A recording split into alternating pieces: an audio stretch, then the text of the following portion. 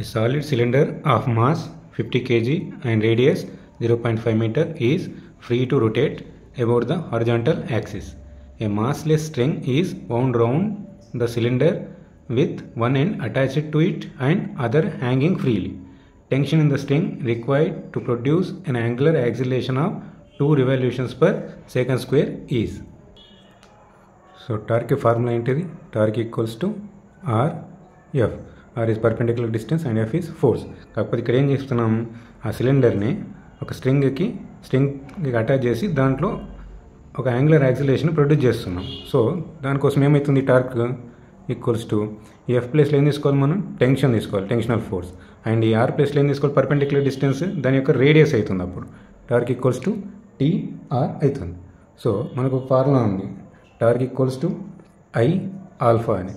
So దీని నుంచి మనం ఆల్ఫాకి ఈక్వేషన్ ఏ విధంగా రాసుకోవచ్చు, alpha equals to torque by I అని రాసుకోవచ్చు. సో మనకి ఇక్కడ టార్క్ వాల్యూ ఏం తీసుకున్నాం, టీఆర్. సో అది రాసేసుకోండి, టీఆర్. మూమెంట్ ఆఫ్ ఇనర్షియా ఏమవుతుంది సిలిండర్కి, 1/2 mr².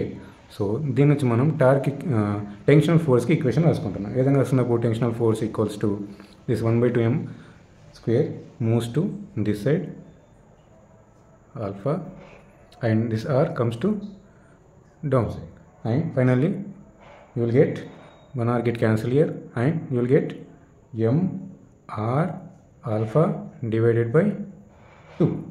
So substitute all the values in this equation. What is the m value, 50 kg, and what is the radius here, 0.5, and what is alpha here, angular acceleration. ఎంత అడుగుతున్నాడు, 2 revolutions అని అడుగుతున్నాడు. అంటే 1 రివల్యూషన్కి ఎంత అవుతుంది, angle 2π అవుతుంది. So 2 రివల్యూషన్స్కి ఎంత కావాలి, 2 × 2π కావాలి. అప్పుడు ఏమవుతుంది, 4π అవుతుంది, డివైడెడ్ బై 2.